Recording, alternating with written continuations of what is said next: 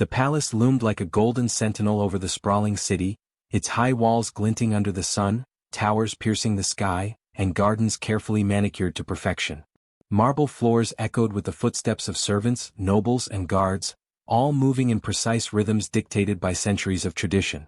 Within this magnificent labyrinth of wealth and power, one young woman moved quietly, her presence nearly invisible to the bustling palace life, yet marked by an air of quiet dignity. She was called a servant, but the title could not capture the depth of her spirit, nor the intelligence that flickered in her eyes with every task she performed. Her days were a relentless cycle of chores and obedience. She swept the marble halls, polished brass fixtures until they shone, carried trays laden with fine dishes, and attended to the whims of the palace's residents with grace that belied her exhaustion. Yet even under the heavy weight of servitude, her posture remained straight, her movements deliberate, and her gaze calm and observant. Her beauty was understated but striking, skin the color of rich mahogany, eyes bright with curiosity, lips that hinted at quiet smiles, and hair that shimmered like a river of black silk when caught in the sunlight streaming through the palace windows. Nobles and servants alike noted her presence, though few understood her true worth. Beyond her outward beauty, she possessed a keen mind. She remembered every detail, noticed subtle shifts in the palace's power dynamics, and had an uncanny ability to solve problems before anyone else realized they existed. Her intelligence, however, was hidden beneath the guise of a humble servant, for in the palace, brilliance often invited jealousy or suspicion. Even as she quietly observed the scheming nobles and the petty rivalries among the servants, she treated everyone with a kind heart, offering a comforting word to the weary, a discreet favor to those in need, and never letting resentment taint her actions. Yet whispers followed her like shadows. The palace corridors were alive with soft-spoken rumors, some admiring, others envious. They spoke of her quick mind, of a beauty that seemed almost regal, and of her unusual resilience in the face of daily indignities. But beneath the admiration lurked unease. Some wondered if she might one day rise above her assigned place, a thought that stirred both hope and fear. Her fate, they murmured, was not entirely bound to the palace's rigid hierarchy, and those who watched too closely could not predict whether she would remain obedient or disrupt the delicate balance of power. Even as she went about her duties, she felt the weight of injustice pressing quietly but persistently upon her. She had been wronged, cast into servitude by circumstances beyond her control, yet she bore her punishment with dignity. The palace, magnificent and dazzling, seemed almost cruel in its contrast to her life of labor and obedience, a gilded cage in which her spirit was tested daily. And in the quiet corners of her mind, a seed of longing took root, a desire for recognition, for justice, and for a life that acknowledged her true worth. The whispers of the palace hinted at her potential, and though they were cloaked in envy and speculation, they also foreshadowed a future where her courage, intelligence, and unyielding heart might finally claim the place she had always deserved. From the first light of dawn, the palace stirred to life, and with it, so did she. The clatter of pots and pans, the echo of footsteps across polished floors, and the hum of distant voices formed the rhythm of her days. She moved through it all with quiet precision, carrying out her duties with a grace that seemed almost effortless, even as exhaustion pressed against her bones. Her hands scrubbed floors until they gleamed, her arms bore trays of food through the labyrinthine halls, and her eyes constantly scanned the rooms to anticipate every need before it was spoken. Every command, no matter how harsh or unreasonable, was met with a calm nod and a silent compliance, though her mind never ceased to note the subtleties of injustice around her. The nobles treated her with a mixture of indifference and condescension, assuming that her position as a servant left her unworthy of notice. Yet she observed them closely, the subtle exchange of glances, the unspoken hierarchies, the petty rivalries that dictated palace life. Even in the presence of scorn, she held her head high, her back straight, her movements deliberate. There were moments when a sharp word was hurled her way or an unfair task assigned, yet she bore them without bitterness outwardly, her dignity intact. These small acts of restraint, of self-possession, became a quiet rebellion, a demonstration that her spirit could not be broken by mere titles or cruelty. Among the other servants, she was a quiet leader, though none would openly acknowledge it. She offered a comforting hand to those overwhelmed by the work, whispered advice to the new arrivals, and shared small moments of laughter when the palace seemed especially oppressive. These gestures were subtle, almost invisible, yet they knit a web of solidarity among the laborers of the palace. Some looked to her for guidance, sensing the strength beneath her serene exterior, while others envied her resilience, whispering behind her back as they carried out their own grudges. Her acts of defiance, though minor, were carefully calculated. A flower left by a window she was forbidden to touch, a freshly polished tray arranged with subtle artistry, or a small word of encouragement to a frightened child passing through the halls, all were expressions of her inner strength. Each small act reminded her, and perhaps others who noticed, that obedience did not equate to submission, and that dignity could exist even in the lowest ranks of the palace hierarchy. Yet even in these moments of quiet resistance, the weight of her position pressed upon her. She was constantly reminded that the palace's grandeur came at the cost of her freedom, that her life, though vital to the smooth operation of the courts and corridors, was undervalued and overlooked. Still, she moved with purpose, determined to carry herself with honor and to retain her sense of self, knowing that strength was not always loud and courage did not always roar. In the shadows of gilded halls and under the watchful eyes of those who underestimated her, she cultivated resilience, patience, and an unspoken defiance that would one day shape the destiny of the palace itself.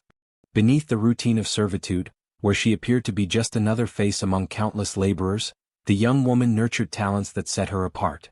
While others saw only her humble station, she possessed a keen intellect that absorbed every detail of the palace, its hierarchy, its politics, and the hidden currents that shaped life within its walls. She memorized schedules, learned the moods of every noble, and noted the weaknesses and secrets of those around her. Her mind was a quiet fortress, storing knowledge that might one day serve her in ways that none of the palace's residents could imagine. Her courage, too, was quietly cultivated. Each day presented small challenges, a task that seemed impossible under harsh scrutiny, a sharp-tongued noble testing her patience, a fellow servant seeking to assert dominance. Each challenge was a lesson, a practice in self-discipline and boldness. She learned to act decisively, to weigh risks and rewards, and to trust her instincts even when no one else did. Courage, she discovered, was not only the ability to act in the face of danger but also the skill to navigate subtle threats, anticipate consequences, and remain unbroken when the world treated her unfairly. Yet her abilities were not limited to the mundane or practical. In quiet moments, when the palace was hushed and the moonlight fell through open windows, she explored powers that went beyond ordinary skill. There were signs of a latent energy within her, a spiritual attunement that allowed her to sense emotions, perceive hidden intentions, and sometimes glimpse moments before they unfolded. She experimented carefully, learning to control these abilities, to focus her mind and body, and to shield herself from discovery. A gentle touch of a hand might calm a tense situation, a whispered chant could strengthen her resolve, and the placement of objects in precise patterns seemed to influence outcomes in ways invisible to others. She kept these talents hidden, aware that exposure could be dangerous. The palace was a place where envy and suspicion flourished, and any hint that she possessed unusual abilities might invite scrutiny, resentment, or even harm. Yet the secrecy made her stronger. She trained herself tirelessly, studying patterns of behavior, experimenting with her emerging powers, and reflecting on her experiences in a private journal, careful to encode her insights so that only she could read them. Every moment spent in study, practice, or reflection was a step toward a destiny far greater than the role of a servant. Hints of this greater destiny began to surface in subtle ways. Tasks she undertook with diligence often yielded unexpectedly positive outcomes. A plan she suggested to a fellow servant quietly averted disaster in the kitchens. A small, unnoticed charm she placed in the hall seemed to protect the corridors from misfortune. Even the nobles, without understanding why, occasionally paused and regarded her with a fleeting curiosity or respect that went beyond mere beauty or efficiency. It was as if the palace itself sensed the potential within her, recognizing a spark that might one day ignite a transformation far beyond its gilded walls. Deep within her, a sense of purpose began to grow. Servitude, once the entirety of her world, now felt like preparation, a crucible in which her intelligence, courage, and spiritual sensitivity were being forged. She began to imagine a future where her abilities could shape events, right injustices, and perhaps even challenge the entrenched hierarchies that had oppressed her. Every whispered secret, every observation, every carefully practiced skill contributed to this emerging vision. Though the palace believed her to be small, powerless, and ordinary, the truth was that her strength was being quietly cultivated, awaiting the moment when her destiny would demand she step from the shadows into a role far greater than any servant could imagine. It was a day that began like any other, with sunlight spilling through the palace windows and servants moving in practiced rhythm. Yet beneath the familiar routines, the machinery of envy and deception was quietly turning, poised to crush the young woman's dignity. One of the palace nobles, a woman of sharp tongue and sharper ambition, had grown jealous of the attention the young woman inadvertently attracted.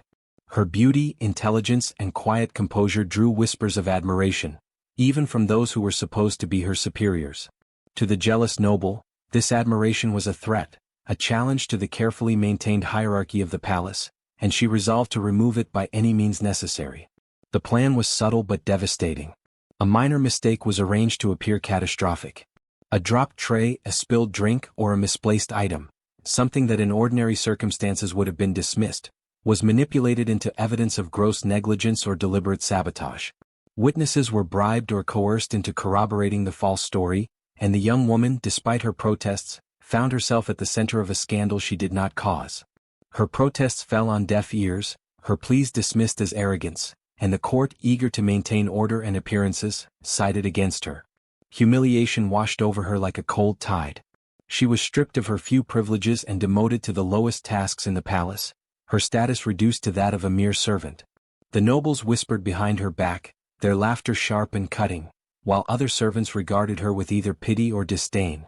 She moved through the halls weighed down not only by the labor she was forced to perform but by the invisible chains of slander and injustice.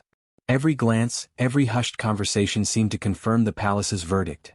She was nothing, a shadow to be ignored or dismissed, a cautionary tale for others who might dare to rise. Isolation followed swiftly. Friends who had once offered discreet smiles or gentle encouragement now kept their distance, wary of associating with someone whose favor had turned to misfortune. Even allies seemed hesitant, their fear of the palace's wrath greater than their loyalty.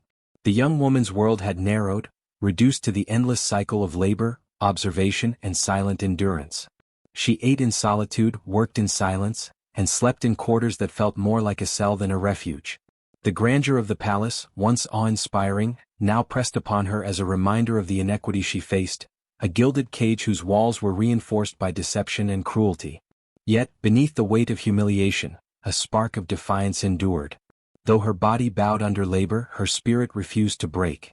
She noted the inconsistencies in the accusations, the glances of envy, the subtle betrayals, and began to see the threads of truth tangled in the web of lies.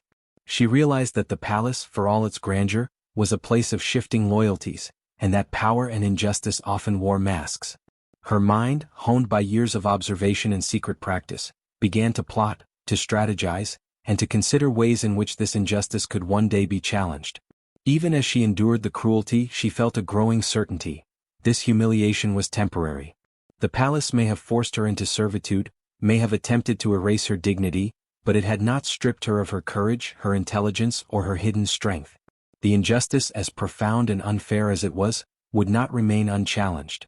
Somewhere in the labyrinthine corridors, behind every whispered insult and every scornful glance, lay the seeds of a reckoning. She would bide her time, cultivate her talents, and prepare for the moment when the balance would finally shift, when the wrongs inflicted upon her would be addressed not with bitterness alone, but with strategy, courage, and the quiet authority that had always been hers. Bro, I can now expand section 5. Life beyond the palace, almost equals 700 words. Next, showing her survival, growth, and first steps toward reclaiming power. The gates of the palace closed behind her like the final echo of a world she had once known, and suddenly the grandeur, the marble halls, and the intricate rituals that had defined her life were replaced by the raw, unpredictable reality of the outside world. She walked into the streets of the city, her steps uncertain but determined, the heavy burden of shame and injustice still pressing upon her shoulders. The sunlight felt harsher here, the noise of the marketplace louder, and the air carried both freedom and danger in equal measure. She was no longer a servant among servants, yet she was also no longer under the controlled order of the palace. She was alone, forced to rely solely on her wits, courage, and the hidden strength that had been quietly cultivated in secret. Survival was the first lesson. She learned to find food, to navigate the crowded streets without drawing undue attention, and to secure shelter in a city that offered little kindness to those without status or protection. Each day tested her resilience, each night sharpened her senses. She observed the rhythms of city life, the subtle hierarchies among merchants, laborers, and guards, and the ways in which influence and power flowed unseen through the alleyways and bazaars. Her intelligence, once applied to anticipating palace intrigues, now guided her through the practical realities of survival. She learned to bargain, to negotiate, and to read the intentions of those around her, skills that were both vital and empowering. Yet beyond survival she sought growth. The injustice that had cast her out became a catalyst, driving her to develop the talents that had always been her secret strength. In quiet corners, under the cover of night, she practiced the spiritual and mystical abilities that had begun to awaken within her. She experimented with subtle charms, whispered chants, and meditative exercises that strengthened her focus and attuned her to the energies around her. Each success, no matter how small, fueled her confidence. Each challenge, whether a test of courage or intellect, reminded her of her capacity to overcome adversity and hinted at the larger destiny awaiting her. Along the way she encountered allies, some human, others mystical. A kindly herbalist offered guidance and protection, sensing the latent power within her and teaching her the ancient knowledge of herbs, symbols, and rituals. A wandering sage, whose eyes seemed to peer into the threads of fate itself, shared lessons in strategy, patience, and the use of subtle influence. Even animals seemed drawn to her, their presence offering comfort, warning, or guidance in moments of uncertainty. These encounters, seemingly small and random, wove together into a network of support, preparing her for the eventual confrontation with the palace that had wronged her. During this exile, she also studied the palace from afar. She observed the shifts in power among the nobles, the alliances formed and broken, and the ways in which those who had once oppressed her carried on, oblivious to the storm quietly gathering beyond their walls. Every festival, every public ceremony, every market rumor was a lesson in the palace's dynamics.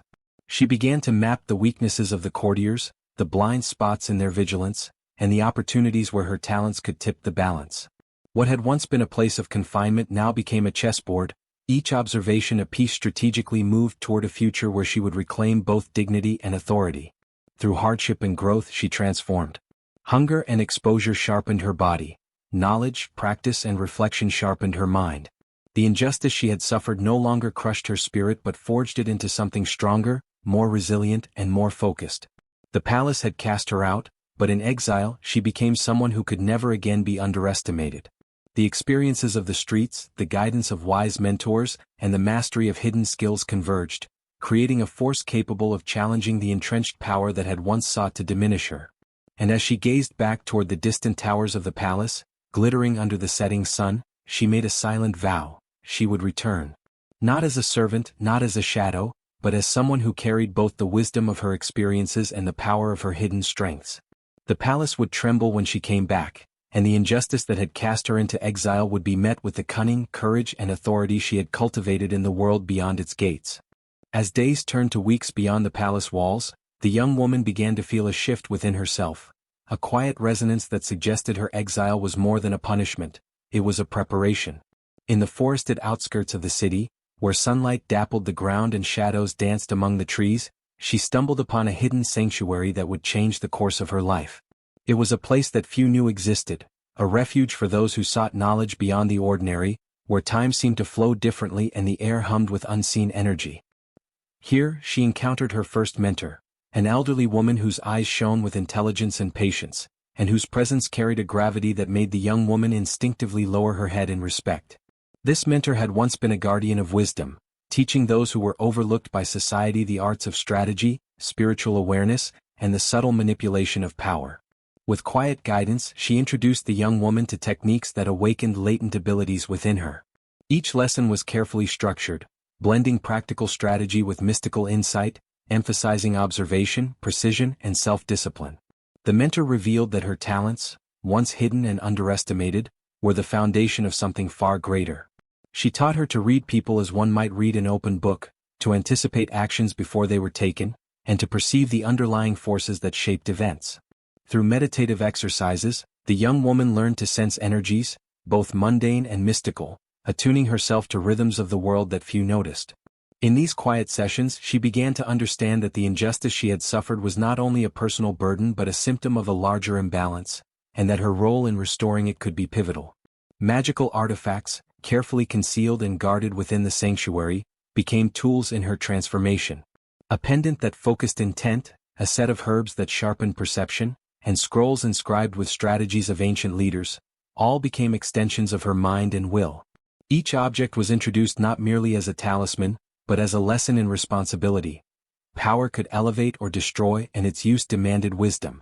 The young woman practiced tirelessly, integrating these artifacts and techniques into her own innate abilities, discovering the subtle ways in which mind, spirit, and environment could be aligned to achieve outcomes that seemed impossible. Her transformation was not instantaneous, but gradual, marked by small victories and quiet revelations. She learned to move through spaces unseen, to influence outcomes without confrontation, and to harness her emerging abilities in ways that made her a formidable presence, even without revealing her full strength. Every skill acquired was tested in real-world scenarios, navigating treacherous city streets, outwitting merchants and guards, and observing the palace from afar without drawing attention. Each success reinforced her confidence, shaping her into someone capable of challenging not only personal injustice but the systemic power structures that had cast her down. Alongside practical and mystical training, her mentor imparted lessons in patience, humility, and foresight. Power without discernment could corrupt, the elder warned, and true strength lay in knowing when to act and when to observe. The young woman absorbed these lessons deeply, understanding that her journey was as much about inner fortitude as it was about external capability. She began to see herself not merely as a former servant but as an emerging force, a strategist and guardian capable of turning the tides against those who had underestimated her. By the time she left the sanctuary, the young woman was no longer the same person who had walked sorrowfully from the palace gates. Her mind was sharp, her body disciplined, and her spirit fortified by knowledge and practice. She had learned to blend observation, strategy, and mystical insight into a coherent power that could challenge injustice with precision and authority. Every hardship endured, every lesson mastered, had prepared her for the moment when she would confront the palace once more. She carried with her not only the tools of her newfound power but also the unshakable certainty that she was no longer merely a victim. She was a force to be reckoned with, ready to reclaim her dignity and reshape the destiny that had been denied to her. Once the young woman had honed her abilities and strengthened her resolve, she knew that confronting the palace alone would be dangerous. The injustices she had suffered were deeply rooted in a network of influence, and to challenge it effectively she needed allies, people who understood her cause, shared her sense of justice, or had suffered under the palace's cruelty themselves. She began her search cautiously, moving through the city's hidden paths, whispering to those who might listen, observing quietly to identify those with courage, loyalty, or discontent simmering beneath their outward compliance. Her first allies were fellow exiles and common folk who had endured their own mistreatment.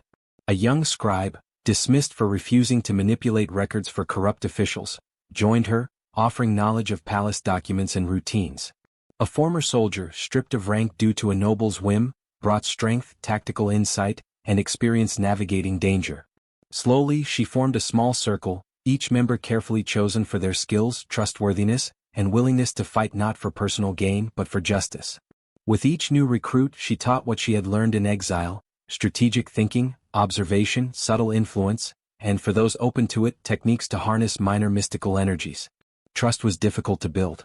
Many had been betrayed before, and suspicion ran deep in those who had lived under palace scrutiny. The young woman understood this, and she moved with patience and care, demonstrating her commitment through actions rather than words.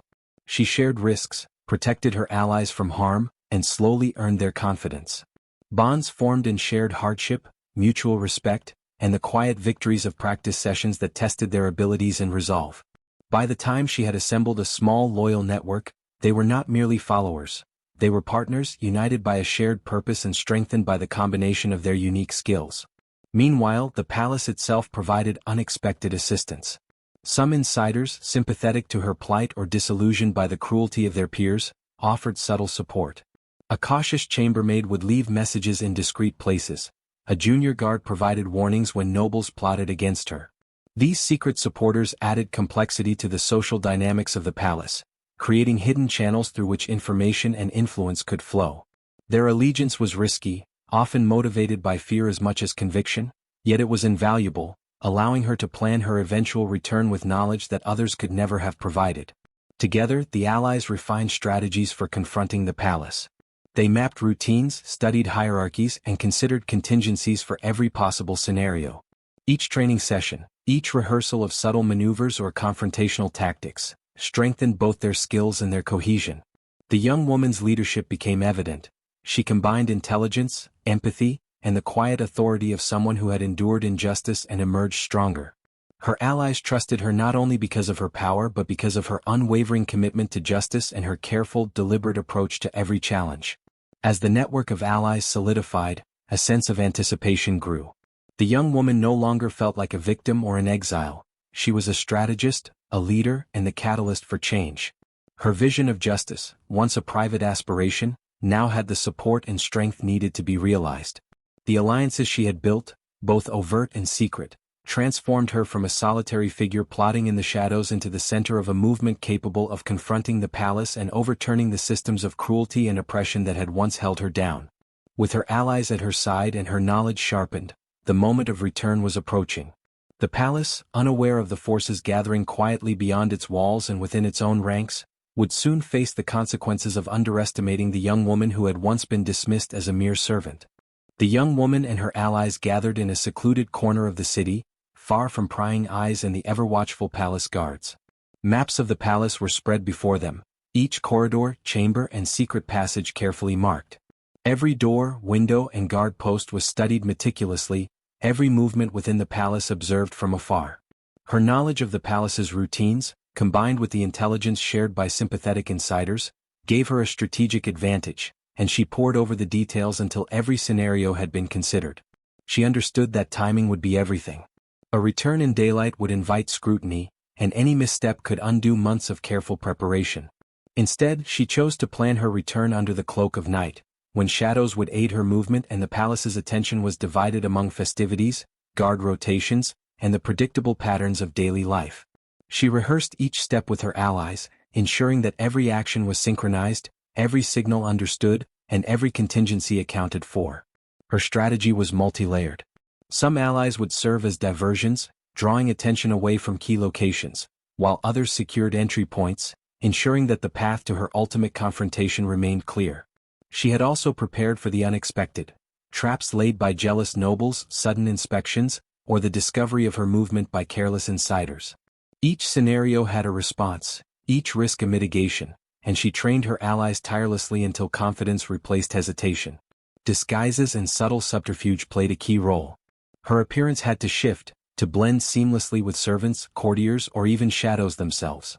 She practiced mannerisms, observed patterns of dress and behavior, and learned to navigate the palace as if she had never left, yet with the confidence of one who now understood its weaknesses. Her allies, too, practiced, adopting roles that allowed them to move unnoticed, carry messages, and intervene only when necessary. At the heart of her plan lay the element of surprise. Those who had wronged her, and the palace that had dismissed her as insignificant, could not anticipate the precision and knowledge she now possessed. The young woman carefully calculated when and where to strike, how to confront her oppressors, and how to reveal truths that would shift loyalties and destabilize the power structures that had sought to keep her down. She also considered the emotional impact. The palace had underestimated her resilience, and witnessing her return, orchestrated with intelligence and authority, would serve as both a warning and a declaration of reclaimed dignity. In private moments she reflected on the risks. One misstep could undo everything. Allies could be compromised, secrets revealed, or even mystical powers misaligned. Yet fear, rather than paralyzing her, sharpened her focus. Each challenge had been anticipated, each lesson from exile and mentorship applied, and she knew that preparation, patience, and precision were her greatest allies. The plan was more than a scheme. It was a culmination of survival, growth, and the unwavering commitment to justice. The night of the return was approaching, and the palace unknowingly awaited a reckoning. The young woman's mind, once burdened by humiliation, now danced with the possibilities of triumph. Every ally was ready, every contingency prepared, and every element of strategy aligned with her vision. In the quiet before action, she felt the power that had been nurtured in exile and training, the strength that had been tested and refined through hardship, and the certainty that her return would not only reclaim what had been taken but also reshape the palace itself. With her plan set, the young woman took a deep breath, letting the anticipation settle into determination. The palace gates, the corridors, and the chambers where she had once been dismissed and humiliated were about to witness the culmination of her journey. The servant who had endured injustice would step into her true power, and the world she had once known would never be the same again. The night was heavy with anticipation, the sky a velvet canvas dotted with stars, and the moon hanging like a silver sentinel above the palace. Silence seemed to cling to the city, broken only by distant footsteps or the rustle of leaves in the garden. The young woman moved with quiet precision, cloaked in shadows, her allies positioned strategically along the palace perimeter. Every breath, every step was measured, a careful balance of patience and purpose, for she knew that one mistake could undo months of preparation. As she approached the familiar gates, now appearing both formidable and fragile under the moonlight, she felt a surge of memories, the laughter of nobles at her expense, the whispered insults of those who had claimed superiority, the humiliation that had forced her from the life she once knew.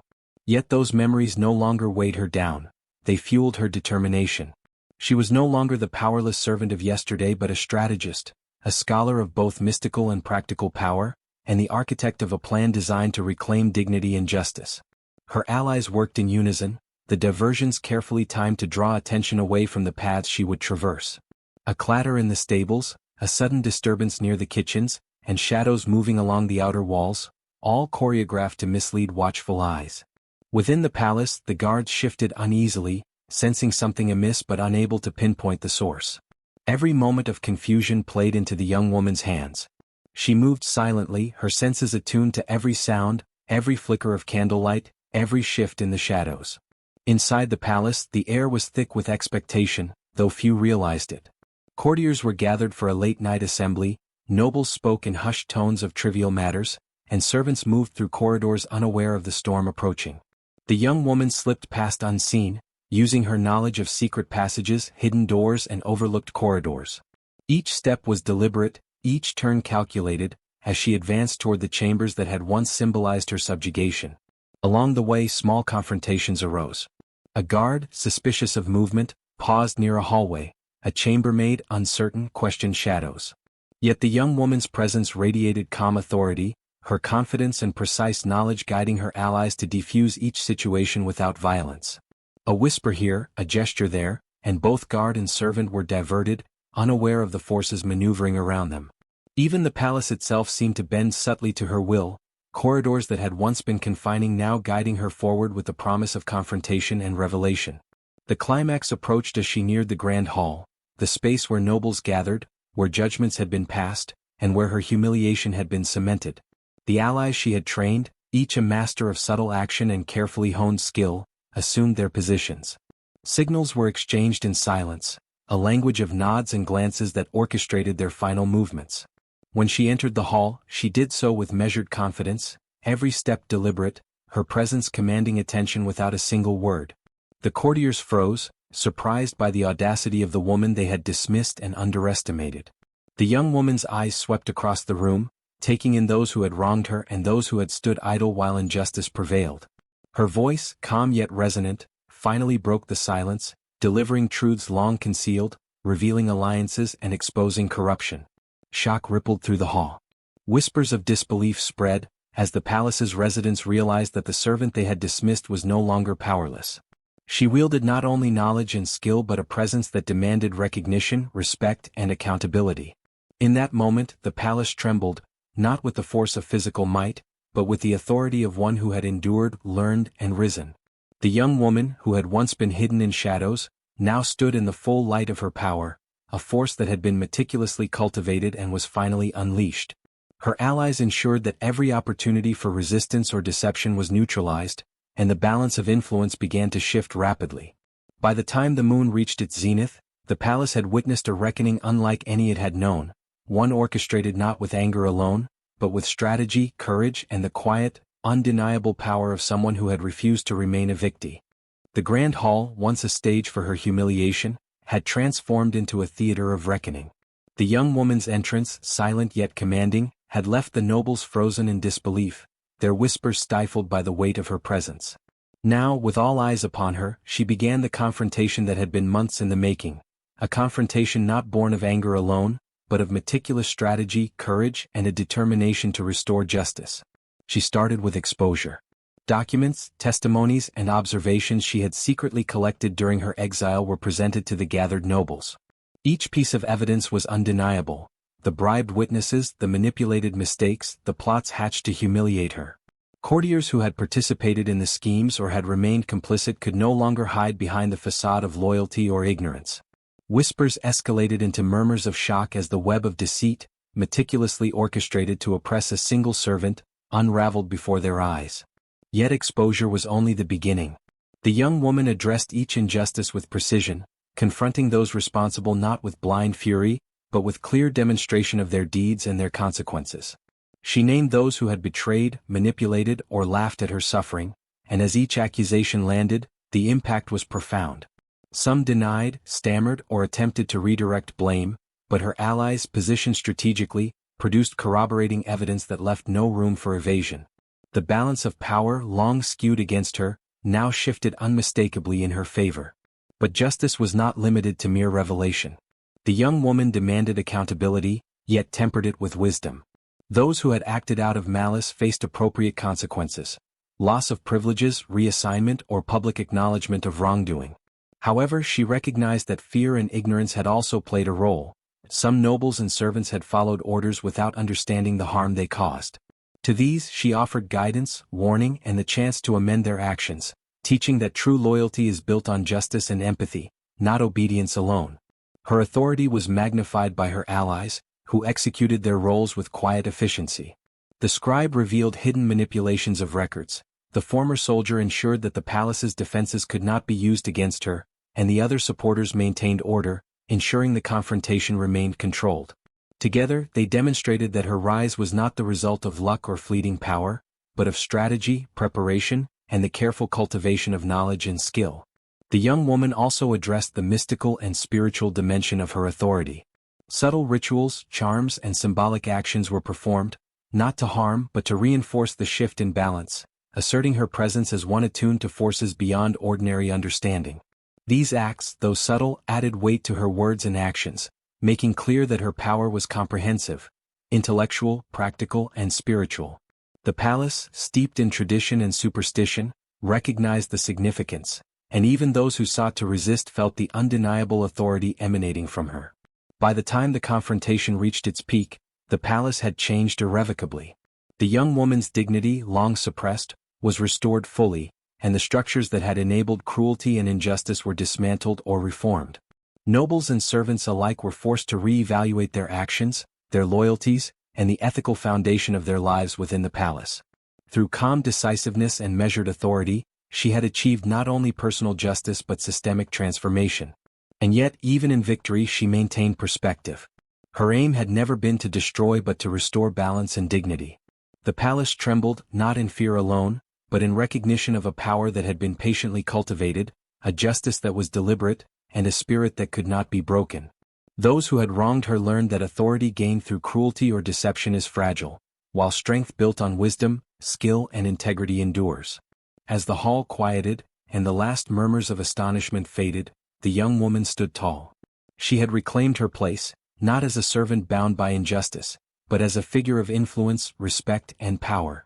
The palace, once a prison of humiliation, now bore witness to the triumph of one who had refused to remain small, proving that intelligence, courage, and ennui.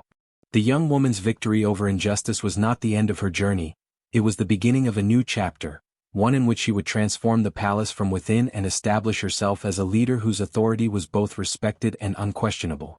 No longer the timid servant dismissed and humiliated, she now commanded attention through intelligence, presence, and an unwavering moral compass. Her actions had demonstrated that power, when paired with wisdom and integrity, could reshape the dynamics of even the most rigid institutions.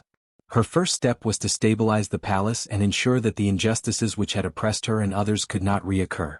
She initiated subtle reforms, guiding the nobles and servants to recognize the importance of fairness, accountability, and empathy. Records were corrected, unfair practices were halted, and new standards were quietly introduced to prevent manipulation and exploitation. She understood that leadership was as much about creating an environment of trust as it was about exercising power, and she moved cautiously, ensuring that change would be embraced rather than resisted. The allies who had supported her return became integral to this transformation. Each contributed their unique skills. The scribe oversaw administrative transparency, the former soldier trained palace guards to serve justly rather than blindly obey, and other supporters acted as liaisons between ranks, ensuring communication flowed effectively. Together, they formed a council that reinforced her authority while promoting collaboration and mutual respect. This network of trusted allies allowed her to implement reforms efficiently, demonstrating that leadership is most effective when shared strategically, rather than imposed through fear. The young woman's personal transformation was equally profound. Exile, mentorship, and the journey of reclaiming justice had forged resilience, strategic thinking, and a deep understanding of human nature. She now approached every challenge with foresight, anticipating potential conflicts and guiding others to act ethically and thoughtfully. Her demeanor reflected both strength and compassion, a combination that inspired loyalty rather than obedience out of fear. Those who had once doubted her or dismissed her now recognized her as a figure capable of navigating the palace's complexities with clarity and authority. In addition to administrative reforms, she also emphasized education and empowerment. Servants and lower-ranking palace workers were encouraged to learn, develop skills, and understand their value beyond the roles assigned to them. The young woman shared insights from her exile, teaching strategies of observation, subtle influence, and self-confidence. By nurturing these qualities in others, she ensured that the palace would be resilient, not only under her leadership but as an institution capable of supporting fairness and integrity long after her own tenure. The social dynamics of the palace shifted dramatically. Nobles who had once wielded authority through intimidation and manipulation found themselves accountable to a leader whose wisdom and foresight left little room for deception. Alliances were re-evaluated, power was redistributed, and even those who had been neutral or complicit in past injustices began to respect the young woman's judgment. She maintained balance, recognizing that leadership required both firmness and diplomacy, strength and patience. Her influence extended beyond governance. It touched the culture and ethos of the palace itself. Rituals, traditions, and ceremonies were adjusted to emphasize respect, fairness, and collective responsibility. Fear was replaced by inspiration, oppression by guidance, and secrecy by transparency, as far as was wise within a courtly environment. Those who had endured injustice under the old system now saw a model of leadership that combined authority with humanity, showing that power could be wielded to uplift rather than subjugate. Ultimately, the young woman had completed a transformation not only of the palace but of herself. She had moved from a position of vulnerability to one of strategic dominance, from servitude to leadership, and from humiliation to respect. Her journey had taught her that true authority is earned through courage, intelligence, and integrity, and that even the most entrenched systems can be reshaped when power is guided by wisdom. By the time the palace settled into this new era, she had become a symbol, a reminder that resilience, preparation, and the careful cultivation of skill and allies can overturn injustice and create a legacy of enduring strength and guidance.